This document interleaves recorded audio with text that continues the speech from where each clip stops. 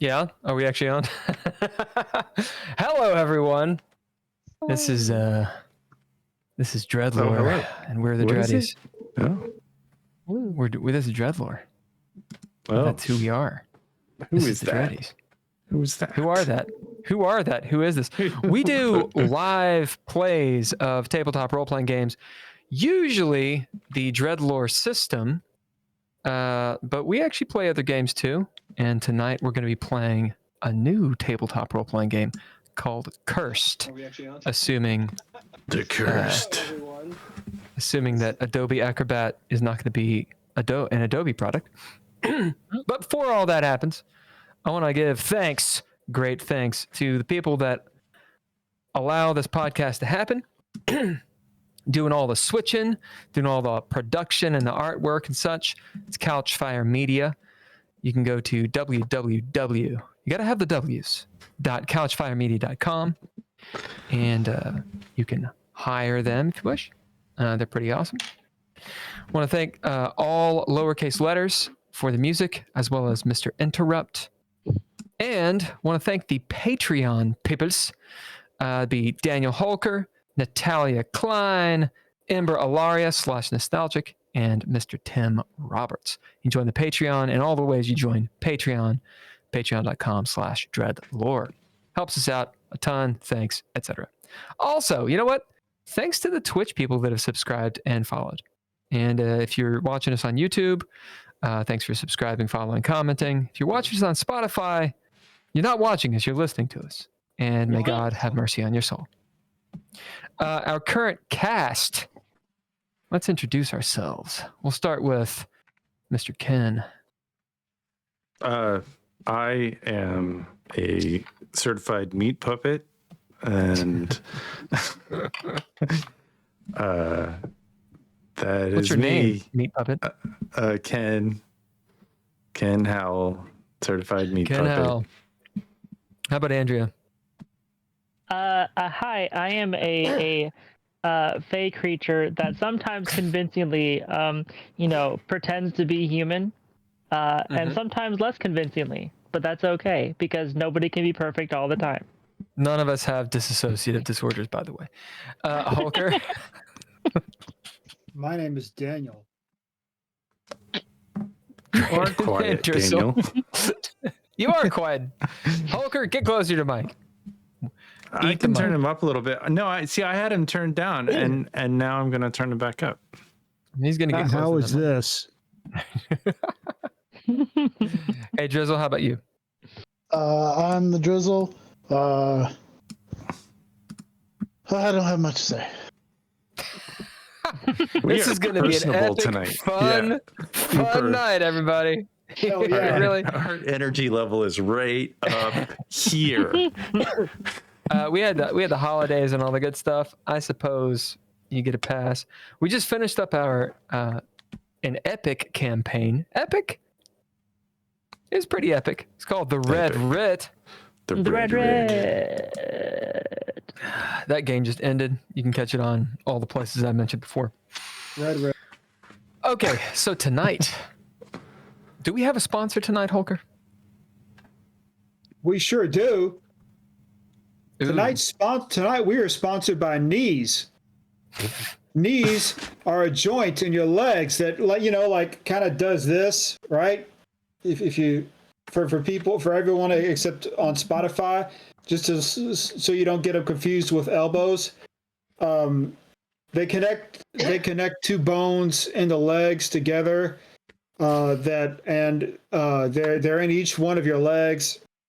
They've got a cap on them, which is like another bone, and then they've got some connective tissue that like keeps the other bones together and you can walk on them. And if you're looking for a premium product, might I interest you in the bee's knees? Oh my god. Yeah. Well, okay. Look, I can sense your cynicism, Mr. Arbiter. I just want to let you know, we can't get you a knee replacement if you don't like this sponsor. I'm going to slap you through the internet with my mind. Ken, you are flexible. It's all those many years of yoga. I just yoga it. Apparently. Damn. Okay, so character creation. We're playing Cursed. There's a new system. You guys have the source book. I put it in the Discord. So if you don't have it, that's on you. I You don't. also have your Where character did sheet. you put it? I put it in the dungeon crawl chat where everything else is. It's there. Don't act like it's not there. It's under one-shot dungeon crawl? campaigns. Chat. Oh my god. Hold on. I don't. Oh, wait, there it is. Jesus Christ.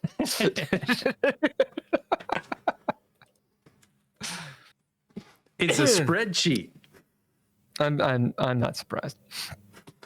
It's fine. Jesus. Need some bourbon for that. All right, so what's the agenda of this game? The agenda meaning the game, the expected game experience. Okay, so all this is at the top of the sheet. I'm going to go through it really quick. It'll be a little bit boring, but this is something that you guys should actually know. Increase player investment in the fiction. That's the main thing. So the rules are supposed to do that. What's the premise of the system? The more involved and invested the players are in what's currently going on, the better the game experience, the deeper the story, and the easier the mechanical difficulties. That last part is important. So the more you guys are involved, the actually easier it is mechanically. And what does curse do? So there is a mechanic called curse. It's how hard stuff is. And curse increases pretty much any time a player takes an action, unless they describe the scene, add to the scene, change the scene in a way that emulates that current curse level. So for example, if the curse is very low, then it's an inconvenient type thing. So you get to a door, you might say, oh, the door's locked. Okay, well, that would be sufficient to have the curse not raise. Okay? But let's say the curse is really, really high, on the order of literally characters are just taking wounds for no fucking reason. Okay, well, the door locked wouldn't be heavy enough of a curse. It has to be like, oh, the door's on fire and spitting lava. Okay. Yeah, that would work. And the curse would not raise. We'll get more into that later when we actually play the game. Suffice to say, let's build characters. So, you guys all have character sheets? Yes. Sweet. Not really, but yeah. You said not really? Well, Where's because your- I couldn't print it out, and I can't. I'm on my phone, so Well, how But did you it's expect fine. to do this? I don't know. I didn't expect having to do a whole new character sheet. You mean Right. the character sheet that I made and posted? You didn't think you'd need it? Well, I didn't see that till today, but Sounds like Andrea is cursed. It's like Andrea might be cursed. Like, I don't need that all the one. time. Probably just made that for no reason. Well, I guess I didn't Alright. see. I didn't. Yeah, but Okay, well then, in your case, we will do the gonna thing write it that down. I did not want to have to do, but we're gonna have to do it anyway. Oh well. Okay, so on a sheet of paper, you write down your name, of course, your character name. One of your stats will be obsession. One will be bond. Then you'll have a stat called aspects. There are 3 aspects. Okay? Tell me when you're ready. I'm ready. Animus, which is Animus. Animus, which means spirit. Minnie Mouse. Mens, which MENS, which means mind, and corpus, which means body. Okay, next to these three aspects, each of them will have their own die type. They all start at die 4 or a D4. Next to that, you'll have the number of dice you roll, which it starts at 0. Okay? All right. Somewhere else, put down traits. Now, you can have a maximum of 24 traits. You guys will not have that many. You will start out with 5. All right. If you made a little bit of room for that, maybe give room for, 10 or something. Under that, put moments. The moments are essentially your hit points. Under that, put wounds. When you run out of moments and you take damage, you then take wounds. To All your right? soul. Now, the way that wounds work, I'll get into, but basically, it causes a roll, and if you fail the roll, you start to die. Underneath wounds, you have slump, yes or no. So, basically, if you fail the wounds roll, you go into slump. Like, you slump over, and you pretty much can't act. Gotcha. There's a little bit of a rule there, but again, we'll get into it later. Okay, somewhere else, this is something that you would fill in. You have skills. You can have as many skills as you want. The way a skill works, if you can apply that skill to something you're doing, it gives you +2 successes. Okay? You can only ever apply one skill to anything. So on your turn, you can only have one skill. You could have 35 skills, but you can only apply one of them. Somewhere else, put abilities. Now, your abilities, they have no mechanical benefit. It's all RP. Abilities allow you to do stuff normal people can't do. For example, magic, or engineering, or alchemy, or piloting, or something. Joe Blow, Schmo, is not going to get into an airplane and fly it. Like, he just doesn't know how. Whereas if you have the ability, you can say, yo, I have the ability to do this, therefore I can do it. So if the arbiter's like, well, hold on a second, how do you fix that machine? You're like, whoa, I've got an ability for engineering. Oh, okay. Well, then you can do that, right? That's what an ability is. Okay. That's the character sheet. Squirrels. Yeah, squirrel talking, for example. Okay, that's the character sheet. Now, there are 5 things you should write down, Andrea, and the rest of you should take a lot of note of, because this is the base mechanic of the system. There are 5 actions you can take. Now, when it comes to your behaviors, what you have your character do, you can do whatever you want, just like normal in DreadLore or D&D or whatever. But on your turn, you have to announce one of 5 actions. And they do kind of specific things. So, here they are. You can metagame. You can do nada. Really? You can role play. You can sit back. And you can take charge. So, there's kind of something for everyone here, because people play differently. Here's the thing. There are benefits and disadvantages to all of these. So the idea is you kind of need to mix it up a little bit. Here's what they do. Metagame, +2 curse. So when you metagame, the curse goes up by 2. All right? What does metagaming give you? You give others advice, know what you shouldn't know, you talk out of game, you kind of talk maybe not on your turn. That's metagaming. But that's an actual action, okay? Do nada. And you should write this down, Andrea, because this is very important. These are really important things. Do nada, -1 curse. So it is the only way for you to actually reduce the curse. Okay? What do you get for it? You relinquish control of your character, for good or bad, to the arbiter for the round. So you're like, oh, I do nada. You let the winds of fate take you, but the curse goes down by 1. All right, role play. You get 1 XP. This is the way you get experience, by role playing. Role play is you chat with other characters or antagonists. You can bid a trait to passively change the fiction. Now, you guys know what bidding traits is because you've played DreadLore. If you want to affect the fiction, you have to bid a trait, which means that trait is exhausted until it's recovered, to do it. In this game, in Cursed, if you don't have a trait, you cannot change the fiction. All right?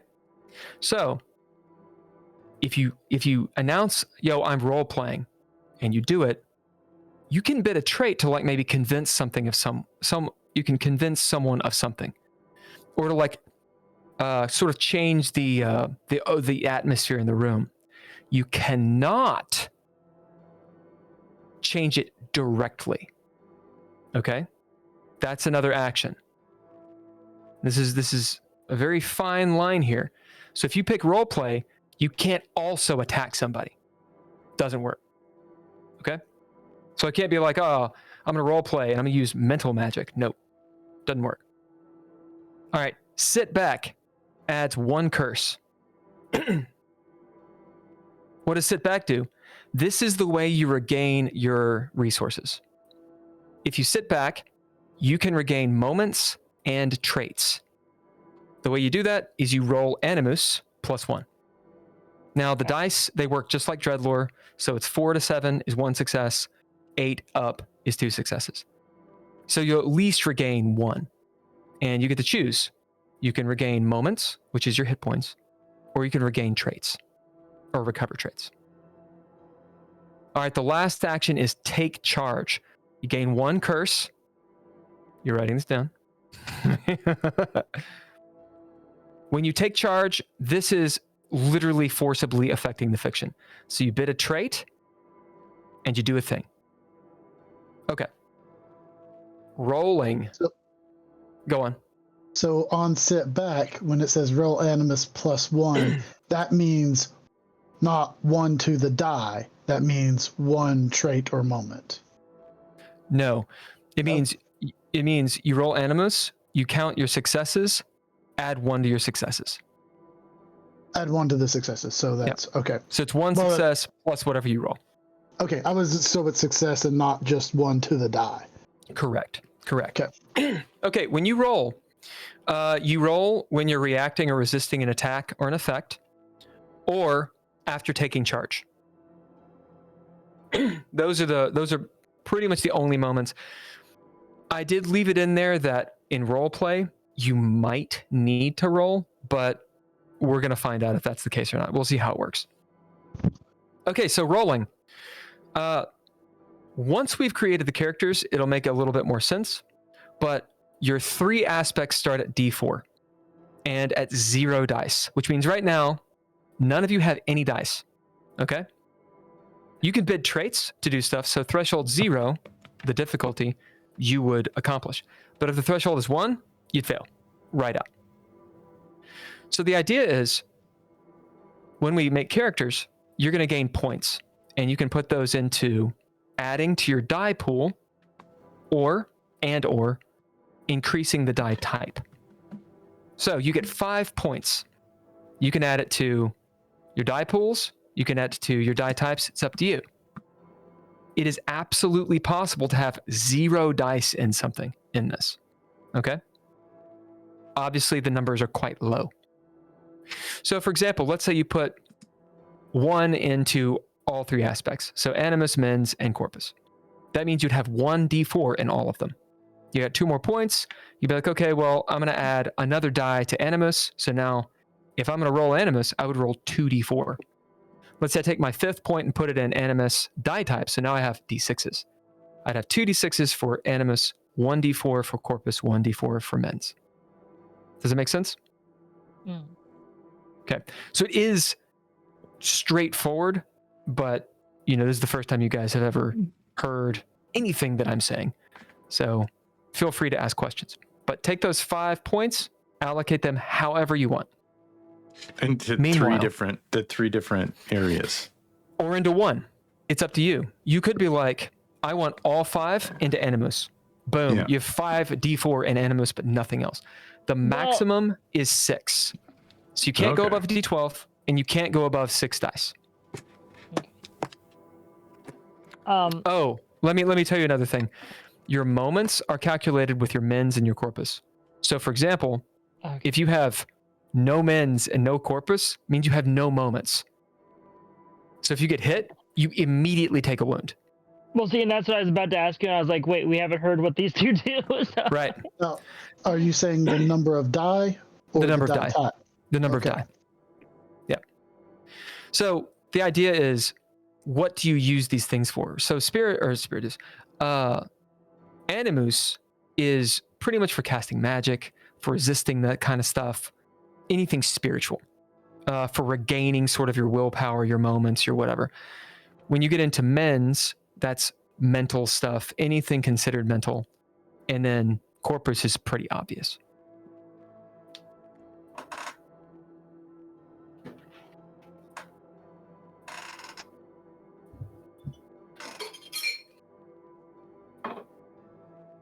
Now you have 5 traits, just like in DreadLore. You do not have to choose these right now. You can choose them on the fly. I'll explain some of the other stats. Whatever your character name is a trait.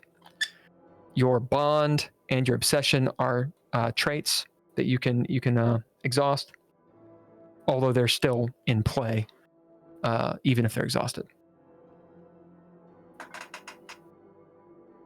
We will roll randomly for the obsession. Your bond is up to you.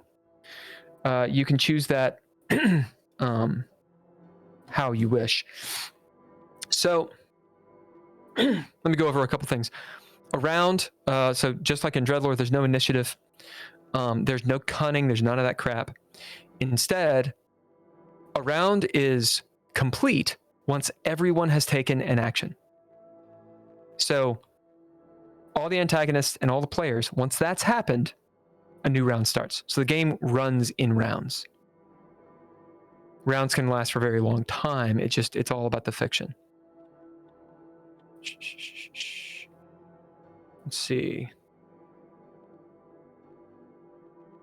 Okay, so your bond, you have 1 bond. You can gain more of these. This is what it is. One's bond takes the form of that other character's name. So your bond is to at least one of the other player characters. So in this adventure, you guys are going to start knowing each other. You're going to be already a group. You might not like each other, but you are together, and you're not breaking up yet. Things are relatively good. You have to have a bond with another character. So that character doesn't have to bond with you. It can be a non-mutual bond. But it's the idea that there's always a reason that your character gives a damn about another player character. I feel like we might need an X card for this one. Right. It's up to the player with the bond to determine how the connection was made and why it's so important. So that's something you guys figure out as you role play, and you can figure out during the game. But the idea is you want that bond, and it's something you can bid. Okay. Get into a couple things. Obsession we can roll randomly for here in a moment. Here's a few ideas. So when you're out of moments, when you've taken too much damage, you start taking wounds. Every wound you have, you make a little tally. That is the threshold you have to beat to avoid going to slump. So if you have 5 wounds, it's very difficult. If you have 2 wounds, you're like, not Faramir, like Boromir. You got stuck a couple times, but you can still keep going. If you go to slump, all right, you're on death's door. You cannot announce an action. nor can you take any other meaningful action which affects the fiction. You're slumped over. You can crawl around, you can like moan, you can kind of talk, but you're on death's door. If you're in slump, there's one thing other than that you can do. Is it a last special hurrah? action? It's a last hurrah. You can say last hurrah, Hoorah! and you take one final action and you die. So you can do that, which is pretty cool. And the last hurrah allows you to take one of the 5 normal actions. So you can take charge, you could help everybody out, you could metagame, oh, the bad guy's that person, and you die, whatever it is you want to do. Okay. Does that generally make sense to you all? Give me nods. Yes. So, cursed level. You don't need to know a lot about this, but you don't want the curse to be high. I will briefly go over it. Level is 1 to 6, and this is how it works. Level 1 is inconvenience, 2 is danger, 3 is Murphy's Law, 4 is perilous, 5 is 9th layer of Hades, and 6 is going down. They are exponentially bad. Here's a couple examples. They're based on tallies. So 0 to 2 curse is inconvenient. That's a locked door, slippery surface, a busy person, there's no manual. When you get to 3 to 5, now it's a trapped room, a broken machine, faulty ammo, there's more foes, okay? And it goes down from there. I will keep track of the curse. You guys can as well, but I will definitely keep track of it. And you guys can ask, hey, what's the curse? And I'll tell you. All right, what's the cursed level? The important thing is when you take an action, regardless of the action that you're taking, you have the opportunity to describe either your character's behavior or something about the fiction. And you want, in addition to whatever you're doing or whatever, it needs to be something to mitigate the curse, right? So like I said before, okay, there's no lights. Oh, the lights sputter out. You have to do that. If you don't, it's kind of like Uno. If you don't, I roll a d6. And depending on the curse level, something happens. So for example, let's say the curse level is 1. Well, I have to roll a 1 on a d6. So probably nothing happens. But if the curse level is 5, if I roll a 1 to a 5, something definitely happens. And I've got a little terrible chart of a whole theme park of crap that can happen. So the game is you guys balancing, taking those actions, balancing the curse, doing stuff, knowing when to sit back and working together and role playing, being invested in the fiction. We're going to see if it's travesty or not. For anyone who's interested, who's listening, I can make this document available. I will make it available in the Dark newsletter. It will be free. You'll get the character sheet and the source book, and it has some details on how to run. It is good to be familiar with the DreadLore system, specifically just for dice and such. But let us know in the comments if you want to know. Cheers. Jeffrey suggests that we X-card the my X-card idea. Jeffrey. He has been on GGP with us before. Yeah. I actually spoke to him at length about the system. So we're interested in seeing how it works. I think you guys will do very well with it. All right. That's pretty much the entire thing. Okay, so we're going to do... let me go through advancement really fast. So, advancement happens when you get 12 XP. All right? So that's entirely up to you. If you roleplay a lot, you will advance a lot. Although roleplaying, while great, also doesn't move the plot forward. So you kind of have to do both, right? What you can do with an advancement is this. You can gain an ability. You can gain a bond. You can gain a skill. You can increase the die type of any one aspect by 1 step, or you can increase the number of dice of any one aspect by 1. Now, let's see. You gain an XP anytime you take the roleplay action and you resolve the curse. Okay? So just announcing, yo, I roleplay. That does not get you the XP. You have to also resolve the curse. Resolving the curse, that mechanic, is specifically on your turn when you're describing, saying, okay, I'm adding to this curse. This is how the scene changes, or how you're taking it on yourself to describe how the curse is instilled in that scene. If you don't do that, it's not resolved by you, it's resolved by me, and you don't get the XP. Okay? Is it true if you do nothing, you resolve a curse? Or is that just... You still have to describe. Even... So, for example, if you take the action do nada, yeah, your character doesn't do anything, but you have to be invested in the fiction. If you don't describe something, you don't resolve it, I do. Mm-hmm. Uh-huh. So the curse does decrease by 1 because that's the action, but you still get the effect of the curse, right? So the idea is the fiction is always changing regardless.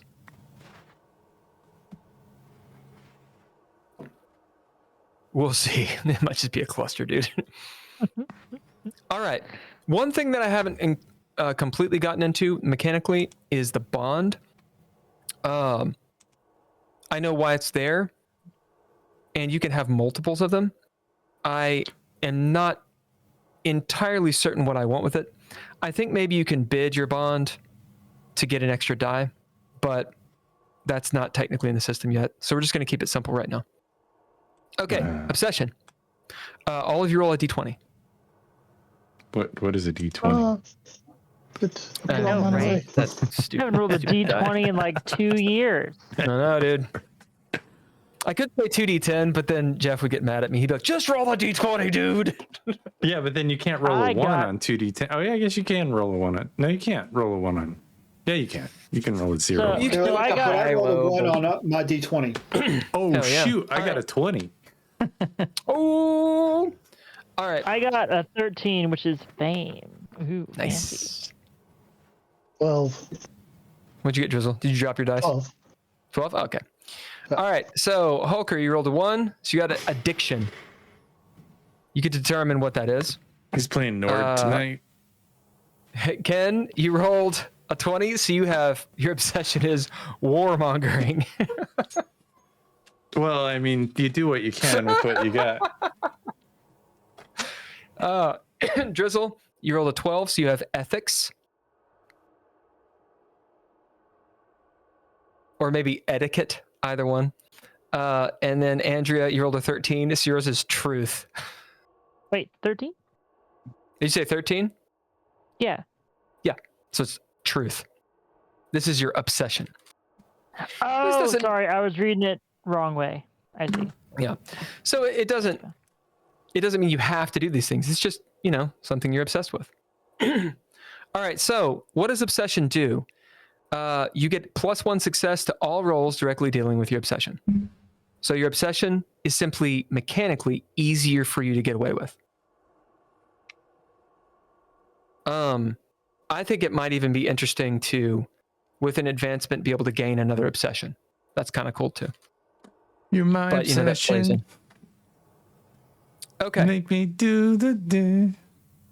Make it be with you. All right. That's the game. So traits, you get to choose, and I've got some. We're going to play a sword and sorcery thing. I realized that DreadLore, by the way, is not high fantasy. Not really. It's more of a sword and sorcery game. I was looking up definitions. Regardless, we're playing a sword and sorcery game tonight. Think Conan the Barbarian. You're still in the world of Craster. All right. So you guys know that world a little bit. You're in the southern continent of Azraelia. Think of sort of a Alexander the Great, Persia, or if you've seen the movie 300, that's the feel of Azraelia. All right, so there are no classes, but this is going to be an extra trait for you guys to choose. So it's sort of like an archetype for your character. So I'm going to give you 5 options. You get to choose one. All right. The Blade for Hire. This is a hardened mercenary or sellsword who thrives in the heat of battle. Their skill with weapons and pragmatism make them a reliable and deadly ally. So that's the Blade for Hire. There's the Shadowed Strider, aka the Rogue, or Thief. A cunning rogue, a thief, a scout who moves in silence, strikes with precision. There's the Spell Seeker, or the Mage, the Sorcerer. A mystic or sorcerer wielding arcane powers drawn from the forbidden knowledge of dark pacts and the DreadLore book. Number 4, the Ironclad Avenger. So there's a warrior with a cause, whether it's a disgraced knight, or a Templar seeking redemption, or a zealot on a holy quest, or a lone protector of the weak. This is the knight type of character. So armored. Then you have the Savage Wanderer, basically Conan. A nomad, barbarian, a beastmaster of the untamed lands. If you've seen Conan the Destroyer, they've got a couple barbarians, Conan and I forget Grace Jones's character's name. It was like a Lula or something. But basically, a wild person. So you choose one of those 5. What are you guys choosing? You can be the same thing, totally fine. I went with Shadowed Strider. Okay. What about the rest of you? I think I'll will be also be the Shadow Spider. I'll be the disgraced knight. Cool. What about you, Holker? I will also be the Shadowed Strider. Cool. Andrea? Spell Seeker, I guess. The what? The Spell Seeker, I think it was. Spell Seeker, yeah. Spellforge Seeker. Call it the Mystic, the Sorcerer, the Witch. It's up to you. Okay, gotcha. She's a witch. Just the archetypes. And these are traits. So, you play your character however you are, but this is just to sort of give you a little bit of guidance in this character creation process. You can call it your background if you want. All right, so those that did the Shadowed Strider, you get to choose between these abilities / skills. All right, so we'll say you pick 2 of these. All right, lock picking, trap disarming, lethal precision, or shadow meld. So you get to pick 2 of them.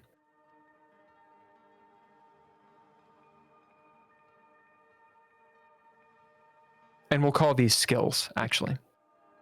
That way, when you use them, you get the +2 successes. All right. So you 2 choose between those.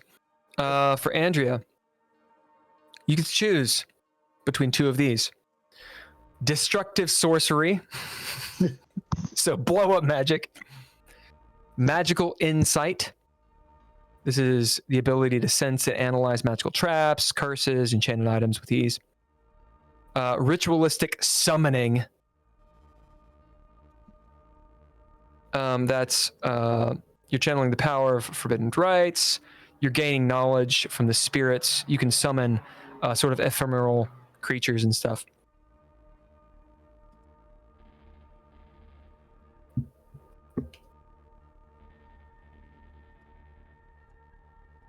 So you get to choose 2 of those. There's only 3 of them.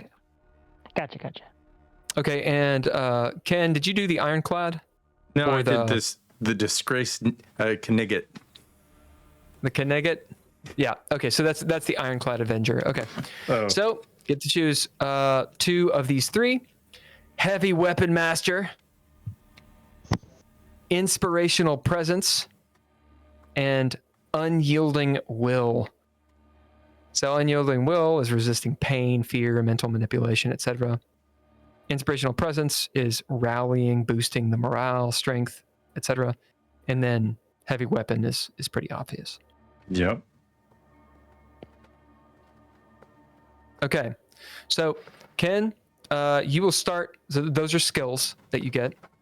You will start with a battered but well-maintained shield, armor,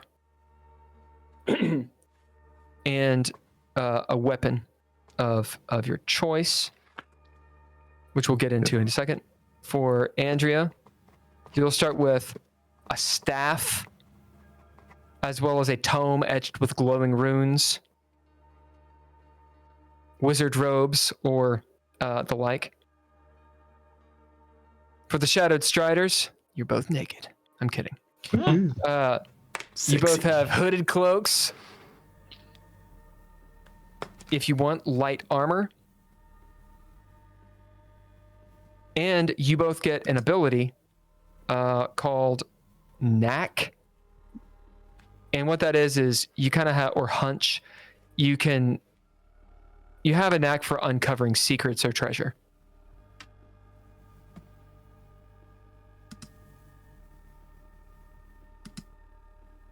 Ironclad Avenger, you have an ability called Size Up,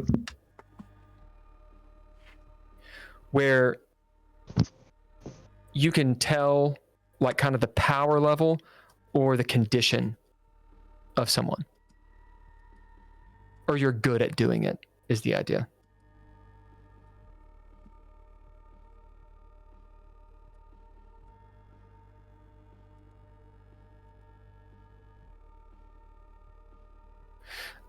For Andrea, you'll have one called the Use Magic Device, which is you're just able to, you have the ability to use magical devices with relative ease.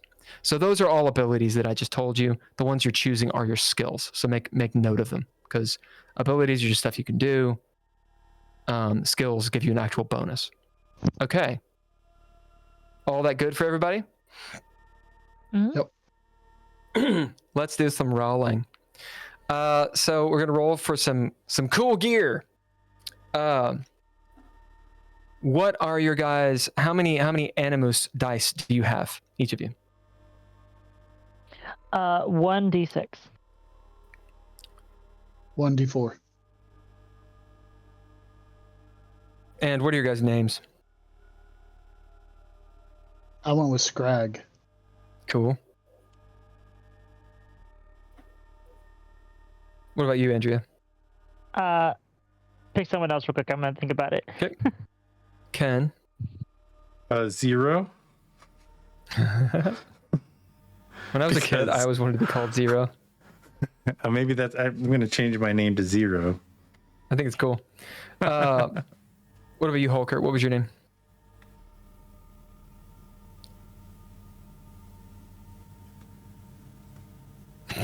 I am Knee. You know, in a weird way, it kind of works for sword and sorcery. All right, Andrea, you got a name yet? Okay, so yeah, Ambrosia. Ambrosia. Cool. Good name. All right. So for Animus dice, how many die do you have in your pool? Knee and 0. I'm going to go 0, I think. You have 0? Okay. And what about you, Knee? I have what in Animus. Yep. 1. Okay. All right. All of you roll a d100. 0. Technically, you don't roll at all.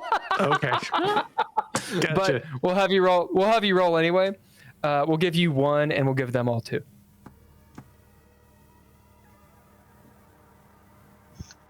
I got a 66. I'm not making this up as I go along. So, and Okay, so for the rest of 85. you, roll twice. Oh shit! Okay. I got a 96. Ooh. All right, we'll deal with 0 first. For 96, you have a finely crafted leather pouch, perfect for carrying coins or gems. Hmm. What did you roll, knee? I rolled a 35 and a 47. Okay, you're 35. A small mirror with an ornate handle. For your 47, a map showing an unmarked location deep in the forest in the crag. That will definitely be useful in this campaign. How about Ambrosia? 85 and 78. 85. A cloth of dried tobacco leaves. A cloth bundle of dried tobacco leaves. And then what was the other one? 78. 78. A simple leather pouch filled with dried mushrooms. Uh-oh. Oh, this is perfect. Uh-oh. Oh. And what about Scrag? I'm going to make it easy on you. I got a 65 and a 66. Whoa.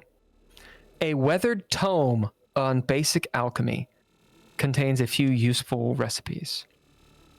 And you also, where did you get that? I think you stole it, maybe? Yep. You say 65 and 66? Yep.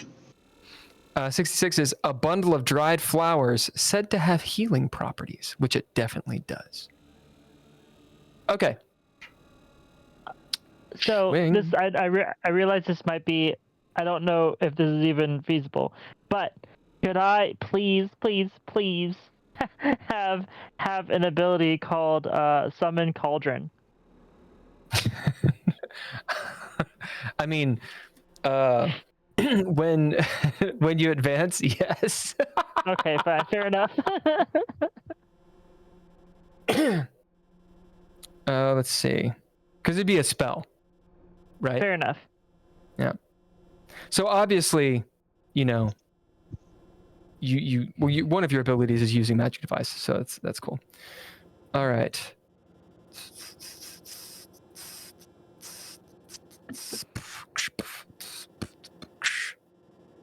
All right. So once Ken gets back, we'll start this adventure. What do you guys think thus far? I don't know, we'll find out. Interesting. Yeah. I feel like this could get very chaotic very quickly. Mm-hmm. Yeah, probably.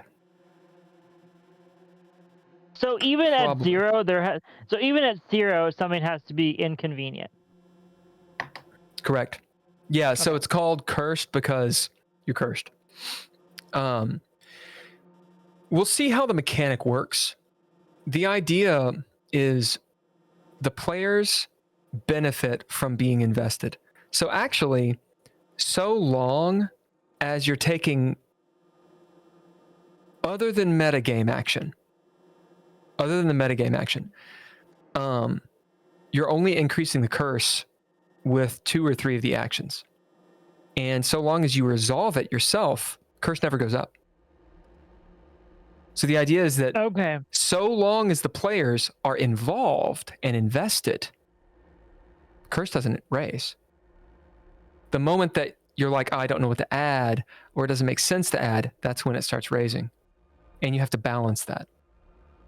The goal of the system is to get the players involved, and you're telling a story, and you have something to do. Like the system gives you answers when you kind of don't know what to do. Otherwise, we're in the mind's eye theater. That's the hope. We'll see if that actually works or not. Okay, let's see.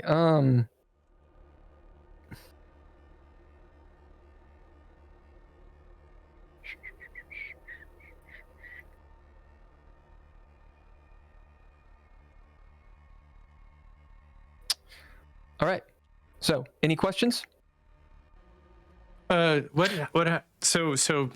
because I have 0 animus, does that mean anything? Other than It means that when it comes to spirit, you're just very weak in it. Yeah. So if it's like, you know, you're kind of like Conan, you're like Crom. If there's magic, like you just don't want to get around that shit. Like, Okay. Because you're not going to resist it. If it's threshold 0, you can bid a trait to resist it. But otherwise, you don't have anything to roll. Sure. Well, I mean, that's one of my skills is unyielding will. That's Does that true. help? Unless you have to roll. Yeah. So you I guess said if you're right. in our when we put like the character category we decided on, we put it in our traits. Is that included in the 5 we get, or is that in addition to? It's in addition. Okay, Yeah, those are in addition. gotcha. All right. So this is the way that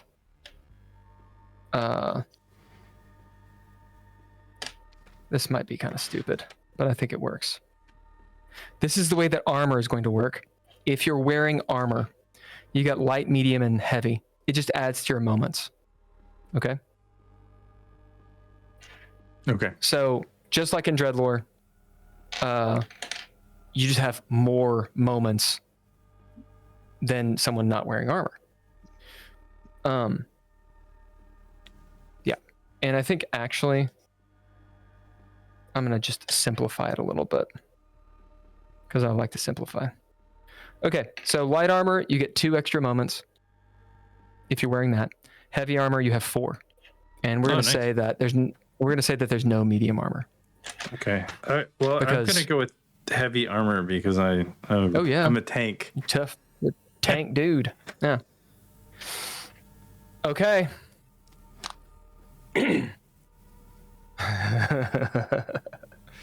Remember you guys bonds and all that stuff?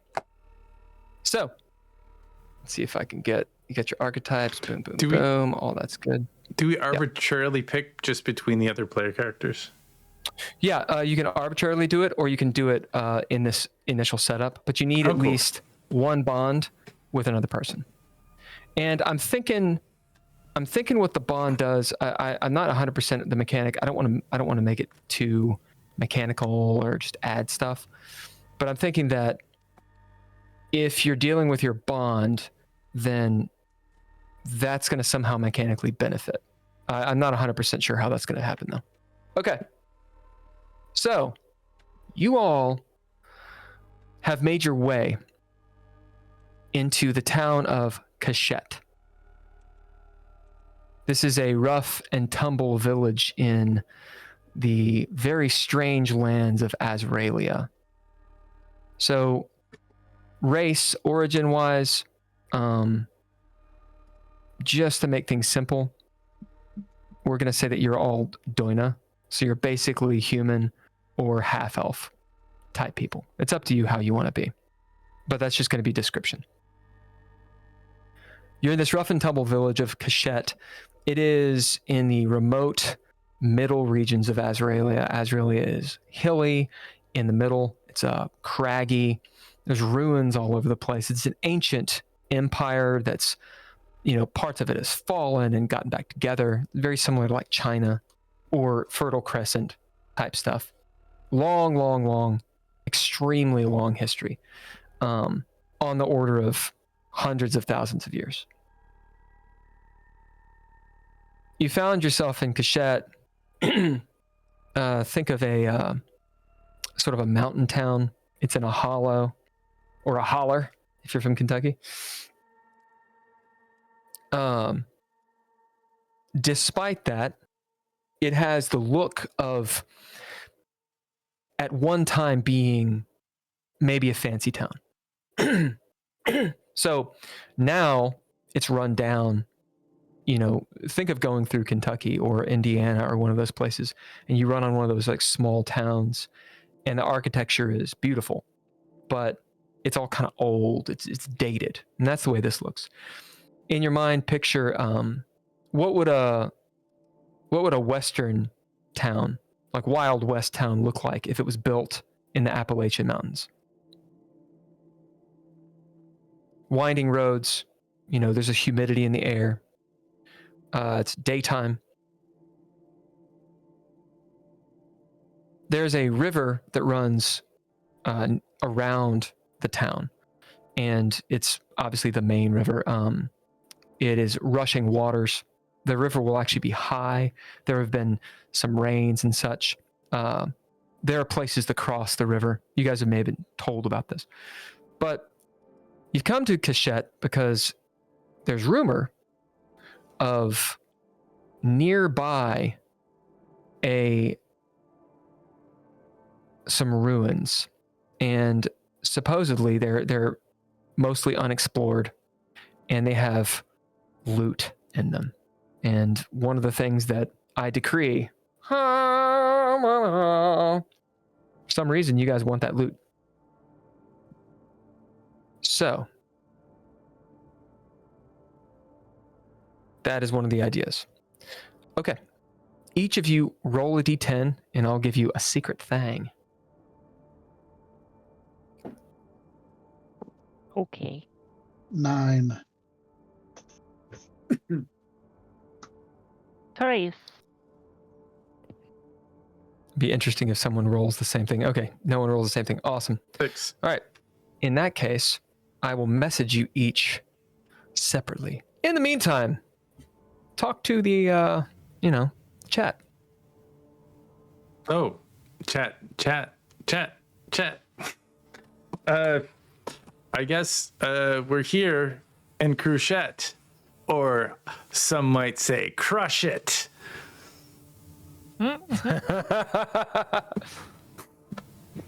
Azraelia, I want some loot.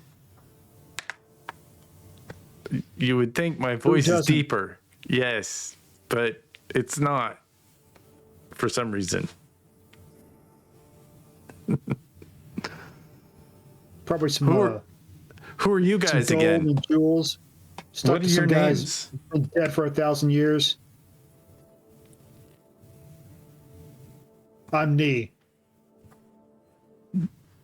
Neat. I'm Kind of Ambrosia. cool if be cool if your name is Omni. Yeah. I love it. No, it's Nee.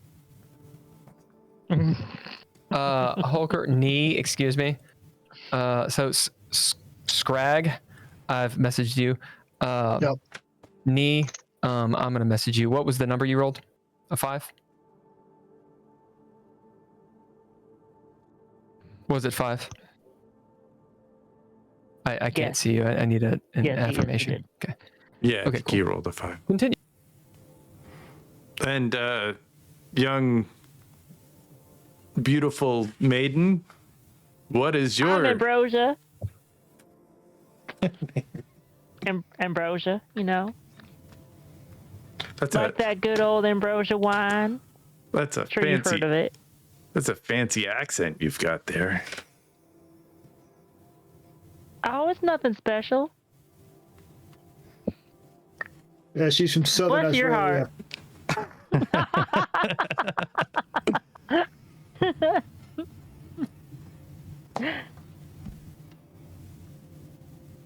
Well, it's mighty fine to meet you. It's nice to meet you too. Lord. All right. And what did no, you roll? No, Will. It's Lord. You gotta say Lord, Lord. Loudy. Lord. No, are we northern? Are we North Carolina? Are we are we Kentucky? Because Loudy. Kentucky. Yeah. All right. What did you roll? Did you roll a 6? I did 0? 6. Yeah, sign of the beast. I rolled 3 6s. Oop, shoot. Getting used to the new setup. Oh wow, this is kind of annoying. All right, cool. Yay, Discord.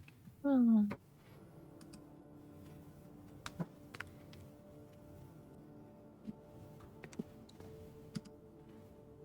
You all keep talking. I'm What are your all's bonds? You all, you're sitting in the tavern. This is called, let me give you a little something to go on really quick. You're sitting in the Rusty Tankard. This is a grimy tavern with cheap ale and shady patrons. A central hub for adventurers and mercenaries. In the center, there's going to be kind of like a longhouse. There'll be a coal pit with a big pot, like a massive pot full of whatever the today's stew or this week's stew is. They just keep on throwing stuff in it. This is a place that nobles would snub their noses at, but whatever the brown bound is delicious. Big crust of bread. They say cheap ale, but it's cheap ale, but it's good ale. They also have, you've heard, maybe some kind of poutine or moonshine that they serve here, Azraelian moonshine. There's some shitty guitarist who's drunk in the corner. It's like 9, 10 a.m. as far as you can tell. This tavern is, it's a central part of town. This is what people come and do to get their meals, their breakfast, their lunches, et cetera, and then they go back out to the fields or to work and that sort of stuff. So you guys are sitting there with your food and such. And you've already talked to the bar. Yeah, go on. Yeah. Ambrosia, you're really looking like you just don't eat enough. I need you to eat some of mine. It's real good. It's filling. It's real filling. Oh, I promise you, I eat plenty. You just look like skin and bones. If we're gonna go into the temple or the ruins or wherever we're going. Well, see, it's the magic. It keeps me fit. It burns calories, and I can just eat and eat and eat all day, and I'll never get a pound of weight. Well, you're one fine specimen of doina. What the hell's a calorie? It's when you. I'm not sure. I don't know. Oh, see, that's something I learned about in university, and it's regarding burning water. You can't burn water. I'm sorry. Sure you can. No, you can't. Water's what you do. University, is that like a library where they got all those books that I can't read? Part of it, yeah. Do you just get paid to look at those things all day? Well, no, I had to pay to go, but Sure, a quiet I just scrag. love books. Well, you have to ignore me. You did country and I've hit country. I think this is a country episode. Are you kidding? We're all from Southern Australia.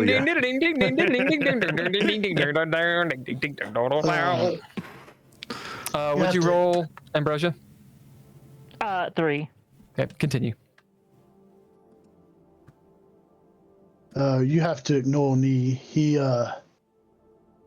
good muscle, good hands, but not very book smarts. It happens. Well, everybody's book smart to me. I can't read. Well, I guess there are 2 of them in this group then. Wait, no, hold on. Is it okay that the 2 rogues can't read? Like, how funny would it be No, if, like, if a trap just said... But, like, could you imagine if a trap just said, like, flick this switch to turn off the trap, and they have to do it the hard way because they can't read? That'd be funny. But I can read. I just know how to use this sword and fight stuff. Oh wait, no, sorry. Never mind. You're right. Yeah, you two are the. Never mind. Well, I could sound out some of the letters. My mama taught me a lot of the letters. I feel like And I'm just did being she bad also to tell my you people. about boxes of chocolates? Eat as many chocolates as you can because it's good. All right, so this reminds me of something, and Holger, thank you for reminding me.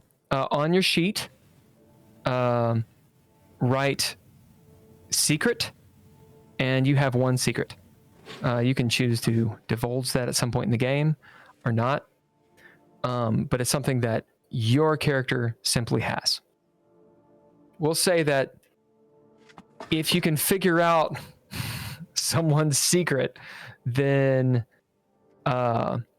you gain an auto advancement, right? But you can't just tell it. Like, you have to figure it out. Okay? All right. So, as we continue, I love everything you guys are doing, by the way. Everything. Just sitting there eating your brown, doing your thing. You each have the secret thing that I messaged you. It's you can call it a motivation. Something on the back of your mind. May or may not have to do with this adventure, but it likely will. And it's a motivation for your character to be interested in going to dangerous places to search for loot. Right? So whether you find it in the place you're going or not, it is a motivation for your character to do that. And you can role play however you wish. You can make this known. It's up to you. Then again, you don't know who else is looking for these things. Okay. As you're all sitting there, you notice the tavern owner, or the bartender, I should say. This dwarf. She is.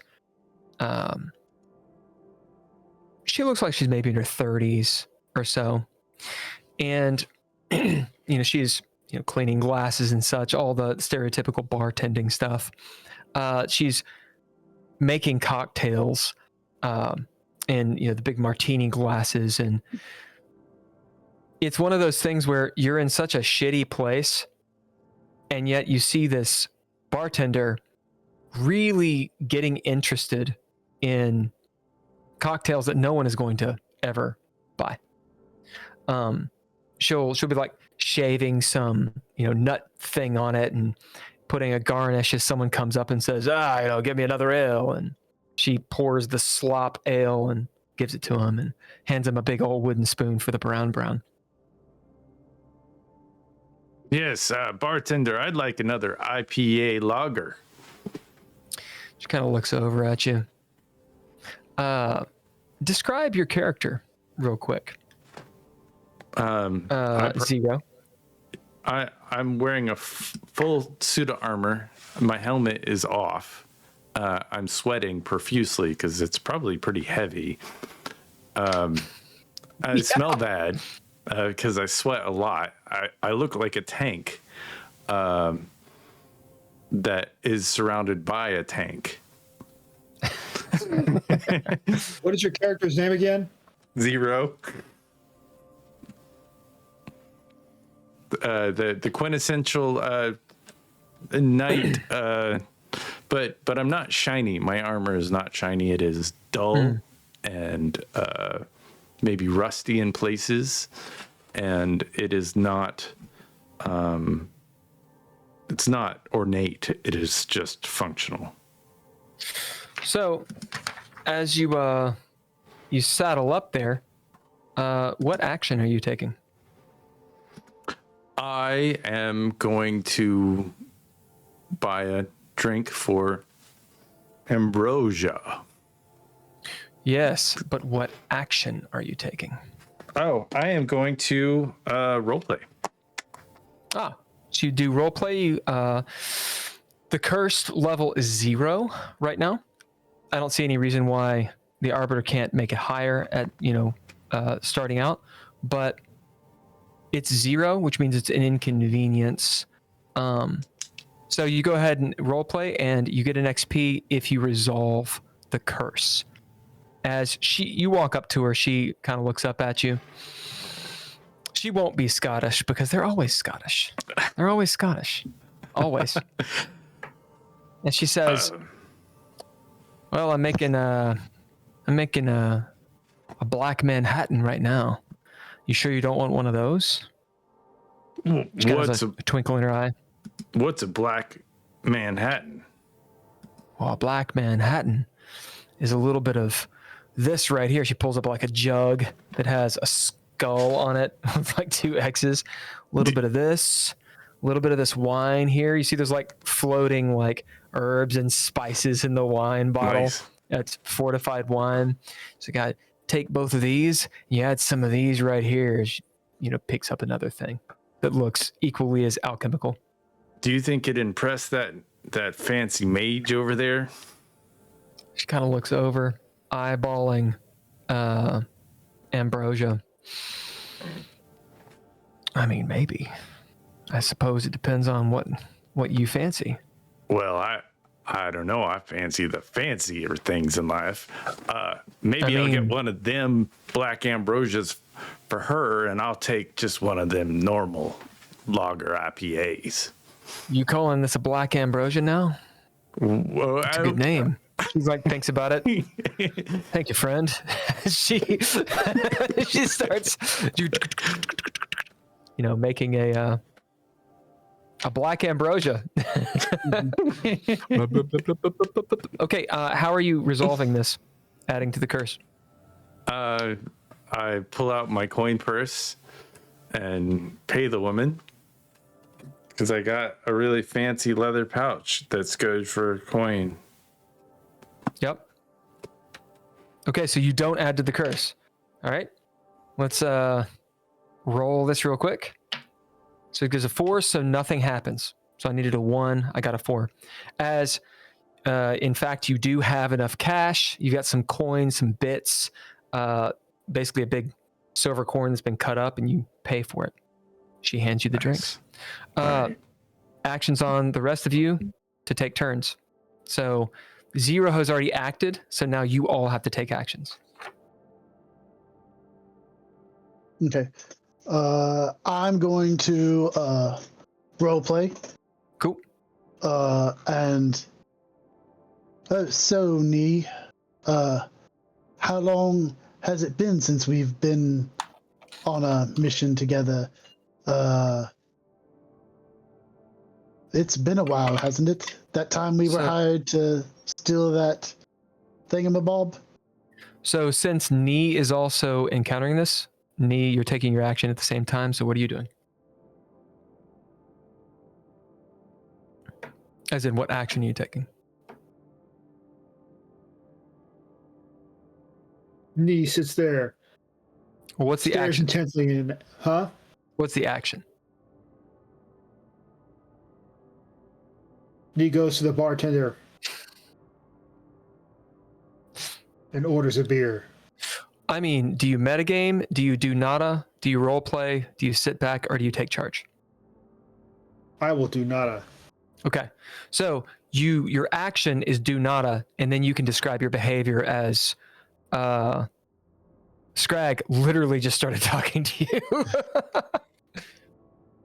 Well, I guess that's all he's. Doesn't really matter. Cling, cling. Oh, there went my fork. Well, I'll have to go get another one. Nice. As Scrag drops his fork, meanwhile, Nee sort of gets up and walks by, ordering a drink next to you. Ambrosia, actions on you. I'm going to roleplay. So, Ambrosia, takes a. The food, is it like the way you describe it? Is it kind of like more like a soup? It's like a stew. Stew. Okay, yeah. So Ambrosia, takes her spoon and takes a bite. And wow, this is okay. I mean, I could have done it better myself, but I mean, it's and she'll look around at the bar. For a place like this is not too bad. And she'll take another bite. And as she does, she'll actually choke a little bit on a bone. Maybe no. I spoke too soon. I think the cook needs to do better care of his cooking. So are you resolving the curse, or are you just getting a drink? Meaning, do you add to the curse here or not? I'm getting a drink. Okay, so I'll roll. Did not roll a 1, as you get a drink. As Nee, you're up there with 0. Throry, that's right, her name is Throry. Good dwarf name. She leans over towards you guys. Her huge tits fall down on the countertop. She says, having poured the drinks, "So, you're all in town for what reason? Not to pry or anything."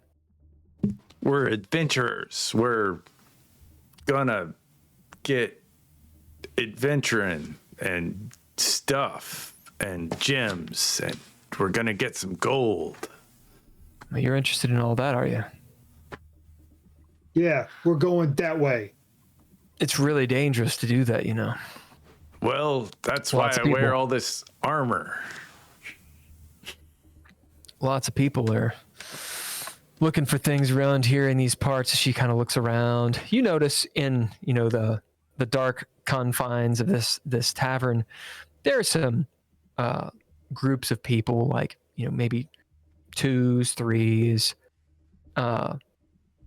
20 people in total. And there's farmers and that kind of stuff, but there's definitely people around that look like they're either doing business deals or are potentially other adventurers. Some of them look a little bit worse for the wear. She kind of looks around and says, "A lot of people have been coming through in the last few months with all the rumors." Are the rumors of something Like what? fancy? Well, kind of looks around. I mean, they say that old man down by the shrine to the I wanderer. take a few more coins out of my pocket and I put them on the counter as a tip. Okay, so speed round 2. What action are you all taking?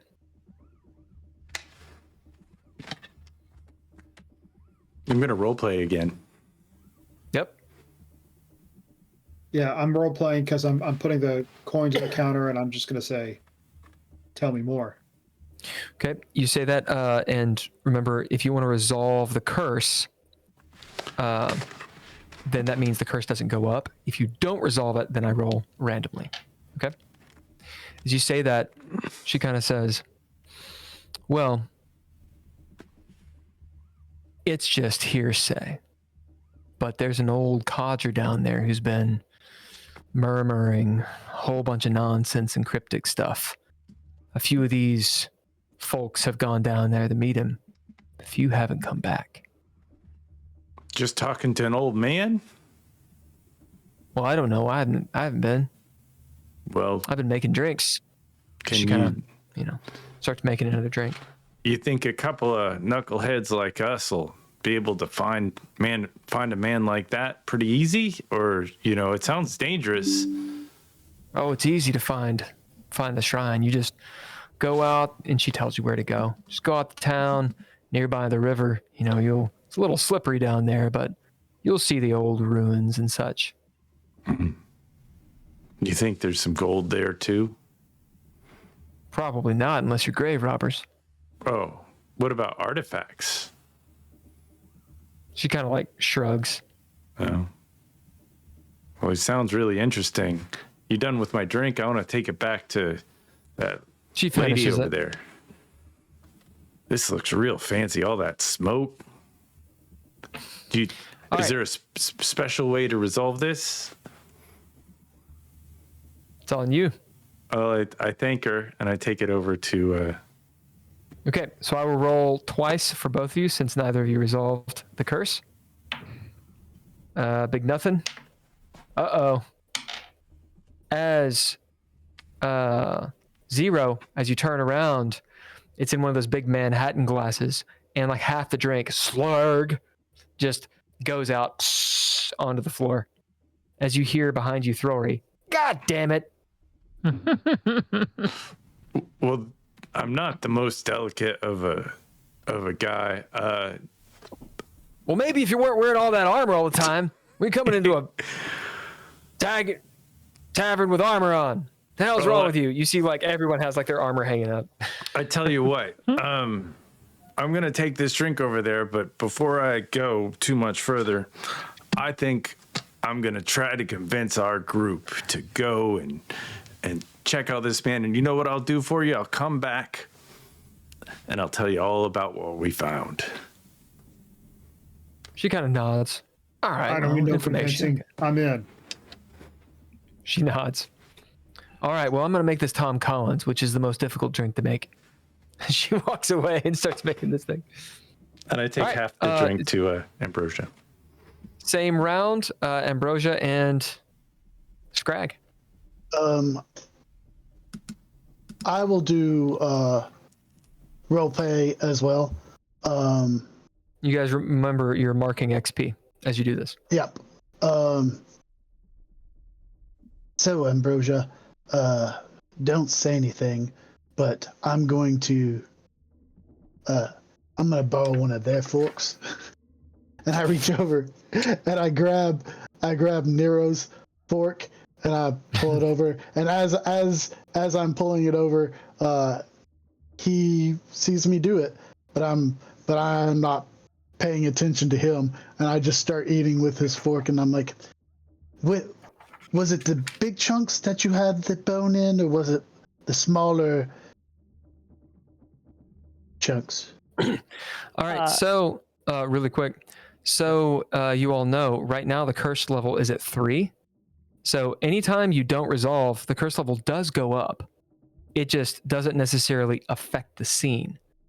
So I'm rolling, I'm not getting it, which means the scene doesn't change, but the curse level is still going up. So right now you're at Murphy's Law, which is what's likely to go bad does.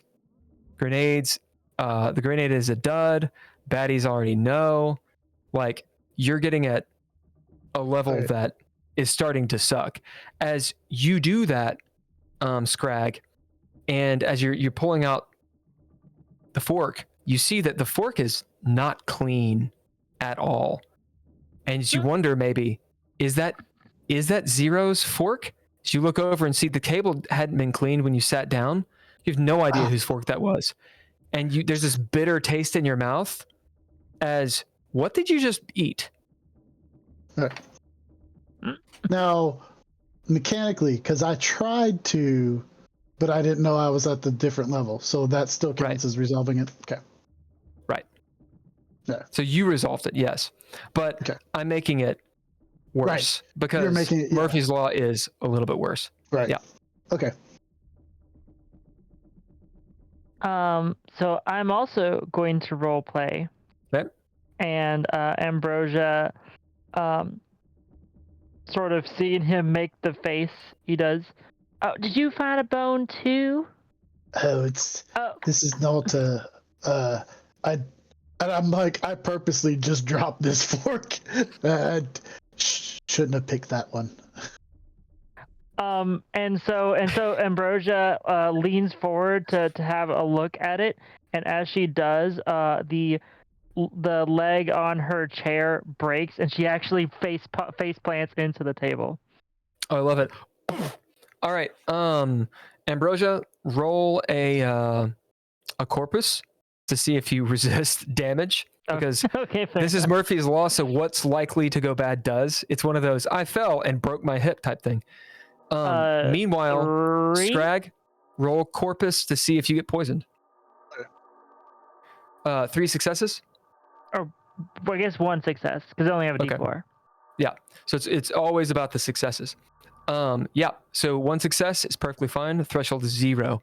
As you hit your head, maybe you catch it right at the end, and you do not bust up your face.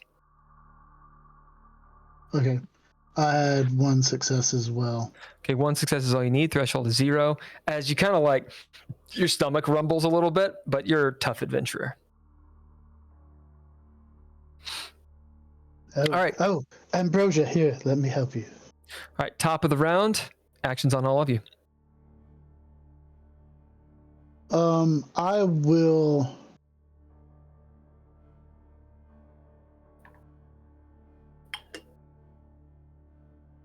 As Ambrosia, well, I guess I'll role play again. And as Ambrosia sees you coming over, she kind of pushes herself up. You know, I have to keep on reevaluating my opinion of this place because I'm willing to give the benefit of the doubt, but honestly, I'm starting to think this place is not on the up and up. I'm gonna sit down next to her and put the drink in front of her and do nothing. And actually, Do not. and as Ambrosia, you know, like sort of puts her whole weight back on her leg, she actually partially steps through the floor. like she doesn't actually like step through, but like her heel like basically goes through the floor, and she kind of stumbles backward a little bit. Okay, this is Murphy's Law, so it's a little bit harder than that. One of the other things that it can do, the level, this is level 3, so the idea is like multiple things can go wrong. So if it's like multiple wrong things, so you back up, you kind of start falling. It's a dirt floor, so turns out that there's a basement as you kind of stumble, and the ground kind of shifts underneath you. And you hear a creak, Ambrosia. So of course, you know, mark XP for 0. You're doing nada, which does lower the curse level, but it still invokes a roll unless you resolve the curse. Well, I don't think anything is gonna help. So I think I'm gonna resolve myself to Okay. You know, resolving the curse means you add to the fiction in accordance with whatever the curse level is. If I saw So it's what negative. I saw in front of me, I start to hear the floor crack underneath because I'm pretty heavy. So I'm guessing that the floor is not very strong. Yeah, they built that basement. They dug that basement after the fact. I'm gonna resolve that you know, Yeah, whatever you resolve is, it there. Yep. It's gonna happen. It's gonna happen, and I'm just gonna sit here and wait for it. So you resolve it, which means I don't roll, and the curse goes down by 1. So you guys are actually at level 1 right now, inconvenience, rather than level 2. So that was a good move. That said, we're gonna see, you know, as 0, you hear the. You can tell, like, you're kind of on thin ice. Oddly enough, like, what is beneath you? It's must be some sort of trap door or stow room or something like that. But it might actually cave in. You're not sure. Okay, Scrag and Knee, it's on you. I am going to also do nada, but as Ambrosia starts to get up and stumble, she hits the table and it tips my stew onto me. I'm like, oh. As you smell like boiled meat. As the stew spills out and goes everywhere, it's hot. Not scalding or anything, but you know, it's all over you, like you peed yourself. And you see the stew soak into the ground and go through some of the grooves, and you can see there's an outline of a trapdoor or a stow room. The curse level is 1 right now. Knee? I'm going to roleplay, and I'm going to walk back over to where all the spilled food is. I'm going to go up to them and I say, "Smells a lot better over here. This is what they call perfume." It's just the spilled meat. Oh. Well, definitely an improvement. I bet I don't smell that good either. Maybe I'll just spill some of that stuff on me too. Then again, we step outside of here, there might be wild animals that smell that. As you do realize you smell really tasty. Okay, as we move ahead a little bit, the days wears on somewhat. You guys finish up your food. Maybe move the table off of the trap door. Throry will actually come over and be like, "What the hell?" And she helps you move the table and whatnot. She'll actually explain what this is. She says, "Oh yeah, that's the storeroom that I let the blacksmith, come in. I hired him to build it, and he said it was going to be just don't stand here anymore." All right, you guys are still in the tavern. What are you doing? You have your motivations. You have your whatever. Your bellies are full. Do you like that drink that I gave you, Ambrosia? I'm gonna role play with Ambrosia. She said it was the best that she made. It was called a black widow or something.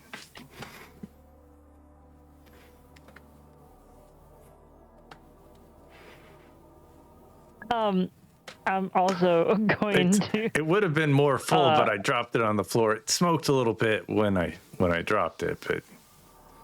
I'm also going to role play. Okay, so. Sorry. Ambrosia will, sort of sip at it. Yeah, it's really good. I've never had anything like this before. Of course, I don't really drink much in general, but I appreciate you, making me try new things. And the part of the fiction or the curse that I'm resolving is that at least to maybe other people like it, but Ambrosia thinks it's really gross. but she's being nice. The curse that I'm trying to resolve is that I'm not very good at talking to women. Nor have I had any access to women until just now. So Zero comes off as that's pretty fancy drink.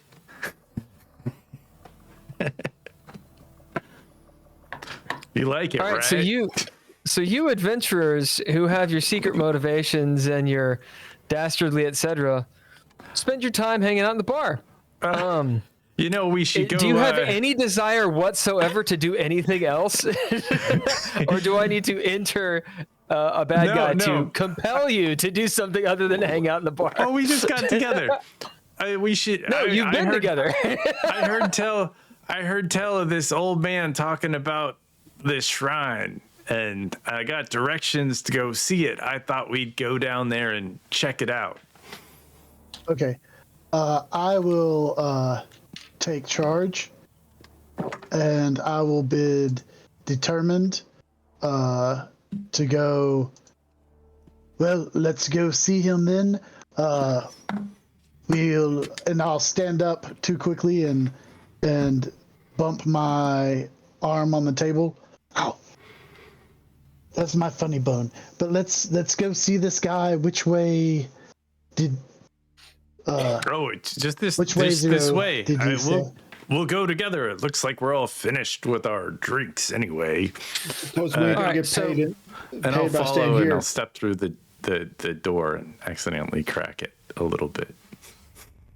All right, so we'll deal with Scrag's action as he takes charge and bids, and you all montage find your way out of the town, down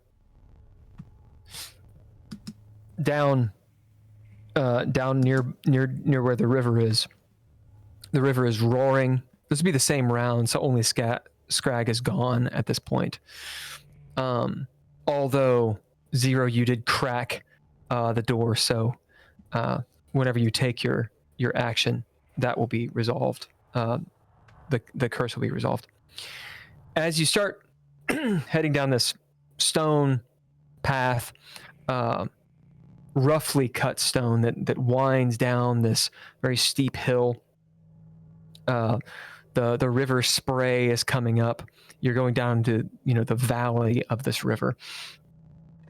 A few miles away, there's probably a waterfall or something. And, your ears pop as you get down there, and you see these massive stones jutting up. They've been arranged in sort of a Stonehenge style orchestration.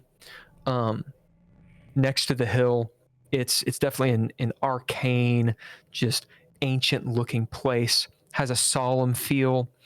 There's maybe dried flowers, kind of like on tombs. There's no mausoleums or anything. It's just it has the feel of a graveyard. There's dried wax everywhere, and this place is old. It's been used. Pretty good swath of land before you actually get to where the river is, down a little bit further below. We'll say that it's, mid-afternoon. You've been hanging out at the tavern for several hours. Actions on you all. As Scrag, you taking charge, you're in the front. As you get down there and look around and see what I described. Well, so is it a new round or is it? No, it's a same round. You've just gone. Okay. And I'm going to describe to him, because I think I picked role playing. So we're supposed to listen for this man. He's he's talking, or maybe he's just old. I don't know. But if you hear any yammering about I hear nonsense. yammering, all right. If you're hearing any yammering about some things, yeah, that's where there. I'm gonna look around for him. Did she tell you his name? Old man was, and she said there was a lot of people looking around here, but they didn't come back. So watch your step, that you might fall in a crevasse. As you look around and see, in fact, there's, the ground is uneven. Easily, if it was dark, it'd be very, very easy to turn your ankle, maybe even fall. If you got too close to the edge, fall into that river. The current is rather strong. We'll say that as you guys are moving around, maybe spreading out a little bit, those of you that have gone to the sort of edge of this area, you see the river's a good 20, 30 feet down, a very steep embankment. And, it's cut away at maybe sort of like a limestone type thing. So there's even the question of how stable is this ground. She did say it wasn't stable. I believe her. I don't think I should go first. Maybe one of you nimble-footed people could go first. Right, so action is on Ambrosia and Nee to take action. So I'm going to roleplay, and as Ambrosia is going along, as she actually, because of her magical insight, which admittedly I don't quite know this is how this works, but like I'm extrapolating, like she actually kind of sees some ghosts that are sort of like sticking around like some of the graves and stuff, and she doesn't like ghosts, so she's frightened out of her wits. And she'll actually, put an L up to her forehead, say, "Lavos, protect me." As you all see that, and in fact, Ambrosia, you can tell, just wisps, it's in the peripheral vision. You don't like see them plain. It's daytime, that kind of thing. But you get this chill and feeling, maybe your eyes are playing tricks on you, but you get this feeling, like you said, that there is sort of an otherworldly presence here. It's not necessarily malevolent, but maybe a tortured presence or a purgatory type presence. There's a power in this area. So you do get an XP for that and good resolution to the curse. What about you, Nee?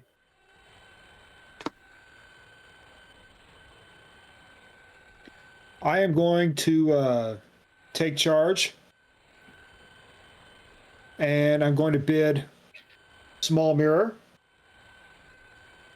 to attempt to cross the bridge. But before I cross the bridge, it's the bridge, right? Which bridge? So there's the river. There is a crossing, but it's not necessarily here. Oh, okay. Well, okay then. I will bid a map with a location in Crag. And I will say, everyone, I've got a map here. It's got some lines on it.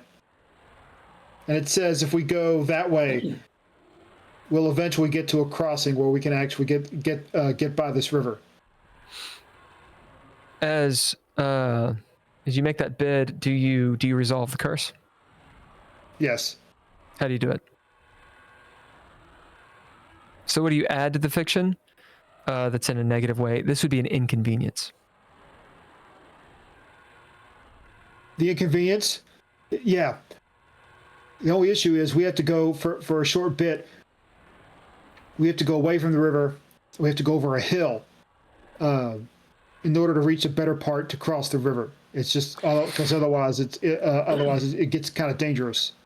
Yeah, as you pull out this map and you're all sort of standing in this this solemn place, you see Nee has this map.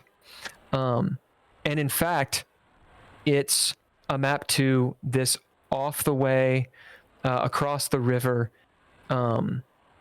ruins. And it says, like, you know, in thieves' cant and such, to anyone that can read it, like, loot. It will say... Got an X on it, I guess. Yeah. It'll say the region is called Howling Hollow. So it's in the next holler over across the river. And the inconvenience is that, like you said, you have to travel a little bit. It's a little bit dangerous of a treacherous of a route across this rickety bridge that you can see where it is. Yeah. So, top of the round. Do nothing. Oh, I already did that. Well, you can take the action do nada. I'm going to do nada. Okay. You do nada, you let the winds of fate take you. And how do you resolve the curse? And basically, I don't know what to do. I feel like I said all the things that need to be said, and I'm just going to see the direction that everybody goes. But as I'm doing this, I notice that my feet are kind of sinking in the mud, and I get a little antsy about, you know, maybe I'm going to try and step on rocks instead of the muddy areas maybe in the future. Yeah, you notice that there's a light rain, and the terrain is becoming slippery, just a little bit less manageable, and you know it's becoming overcast, and kind of cool in these mountains, despite it being the summer. Maybe it's like in the 40s or 50s at this point. There's that mist and spray that's coming up. As you do nada, Zero, you let the winds of fate take you as you're sort of wandering around, stepping on different stones, and before you know it, you have found yourself in the middle of this, if you had a bird's eye view, spiral of stones. And it's a little bit of an enclosure of these monumental stones, like teeth on all sides, save for the place you came in. In front of you, there's this low stone slab of an altar with all manner of offerings and, you know, feathers and candles, wax and fruit and flowers and such. Little scraps of scrolls that have been burned. There's a few ravens in here that are cawing at you, like bop, bop, bop, bop, all around as you sort of come out of your stupor for a second, you know, looking up, finding out where you are. As you turn, someone is standing in the entryway that you came in. It is a tall, Gandalf-looking character, gray and black worn robes, wide-brimmed hat, floppy hat. There's a raven on his shoulder. Has a walking stick, a gourd slung over his shoulder. Traveler of some sort. You can't see his face, but you can see the scraggly beard of an old man. He's got a murmuring to himself. The rest of you, action's on you. You look up and Zero seems to have wandered off. I'm going to bid roleplay. Zero, where did you go, Zero? Can't find you. Can I hear him? Yeah. I'm That's not here. that big of an error. Oh, Keep talking. I'll find you. I'm here. What have you? There's a guy there. He's right here. It looks kind of like maybe the You hear guy him just that, sort of murmuring to himself. Oh, it's just something. that As I'm walking over there, the guy and there's that all the ravens. One of them takes guy a that poop. And I'm like, throwery Yeah. described. As you get nailed a couple times, we'll say that a couple of the crows just don't like you, Scrag. And yeah. Crow hate. Oh, there. So write that on your sheet. Oh, there you are, Zero. Yeah, you see this old man walking past as he's sort of picking up stuff and smelling it and putting it in his mouth. That's pretty good. As he think eats some of the flowers. Ambrosia would know how to talk to this guy. He seems pretty magic, like she does. So Ambrosia actually does come over, and obviously my action is going to be role play. She's over there. She sees him, doing the old man doing what he's doing, kind of get somewhat close to him, and say, "Excuse me, sir, are you okay? Are you lost?" And because she is directly addressing him, close to him, he'll actually kind of jerk and smack her in the face, as a reflex, because he's yeah, as he kind of turns around, maybe one of the crows attacks your face and he whips around. We'll say roll corpus to see if you get out of the way, or if you get your face smashed again. That's one success. Okay, threshold is 0 as you narrowly duck his hand as he sort of flails, and the crow just bats you with the wings, maybe scratches you up a little bit. Whoa! Who, as for the first moment, he seems to notice you all. Who be you all here now? As he sits down on the, kind of unceremoniously, on the altar, like crushing some of the flowers and such. He, maybe picks one up and puts it in his mouth, like petals coming out. Oh, I don't know if you should be eating that. Why not? What's it do? Want some? No, it looks like it was left as a. Looks like it was left as a sacrament or something. Has a sweet flavor to it. Are you the old man that's friends with Throwery? He continues sort of chewing. Knee, it's still your action. What do you do?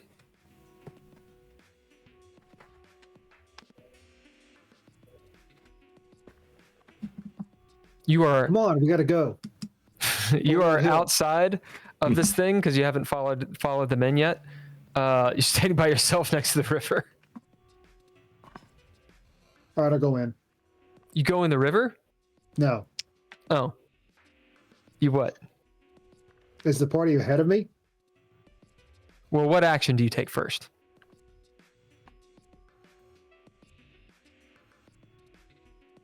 I will do nada.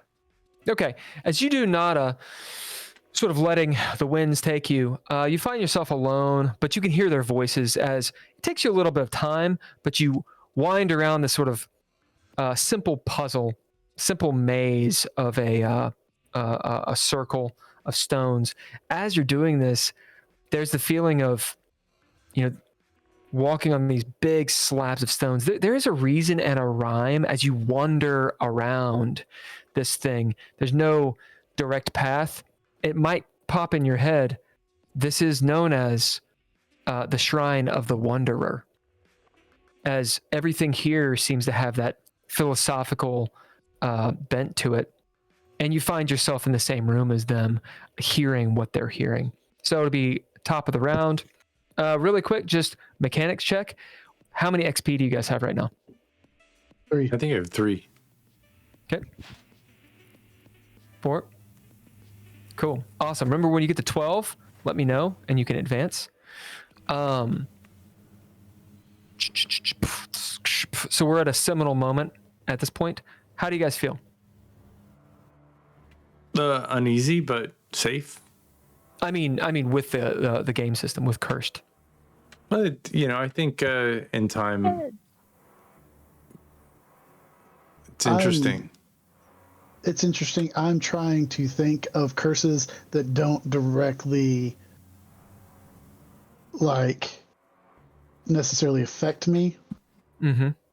Because so far it's been like every curse that I've taken has been something direct. Yeah, and I'm trying to think of other ways that the curse can be out there, but without. And in all fairness, right. You took, when you described the rain and stuff, you took a lot of mine that I was thinking about. Yeah, I was going to take it out. That's why the bird pooped on me. Yeah, it's an interesting idea. There's tightening up the mechanic a little bit. I have a table that has examples, and maybe even providing that. I mean, granted, it's in the source book, but providing that to the players to just give you ideas. Be like, okay, well, maybe I'm going to roll randomly to see what the curse is, and it has the different levels, and so you can be like, okay, well, this is the one that I want to happen. Would be kind of cool. So it's not so much cognitive load. What about the rest of you? I'm still trying to get used to the very basic mechanics. Yeah. So taking those actions, you get those 5 actions. I think the most confusing one is role play versus take charge, because they can kind of do the same thing in a way, but you guys haven't gotten to combat yet, which take charge is much more a combat oriented type thing. Or like Drizzle did, taking charge is moving the plot forward. Role play is more figuring out stuff, investigating, dealing in the moment. I think take charge is moving forward, taking out the bad guy, accomplishing the task. And one thing that I hope that's being said, for example, with you, Holker, and with you, Ken, for a moment when you guys are like, I kind of don't know what to do. It's like, cool, do nada. And that means you allow the arbiter to say, cool, this is where you need to be. And you gain something from it, which means you drop the curse, and then you're kind of like ushered into the next part, and it's not forced because you chose to do it, and you gain something from it. So that's kind of what I'm seeing thus far. Andrea, what do you think? I think it's fine. Yeah, I mean, I think the hardest part is just figuring out, what the right, what to do for the, the curse. But that's resolving the about curse. it. Welcome to being the GM. Yeah. Awesome.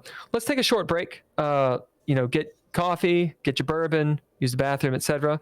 And we're going to move to the next moment, and this will pick up a little bit now that you guys have met this guy. Cool? All right. Cool. Awesome.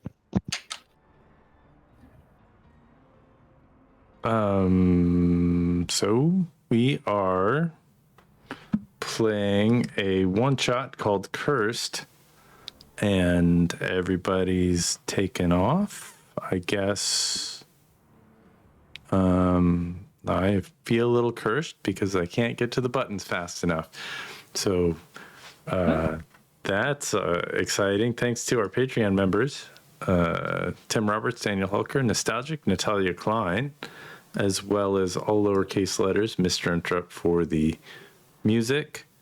Art media production by Couchfire Media. Twilight Relay Production does all the other stuff, and we are playing a new unreleased tabletop role-playing game called Cursed. What? Wrong buttons.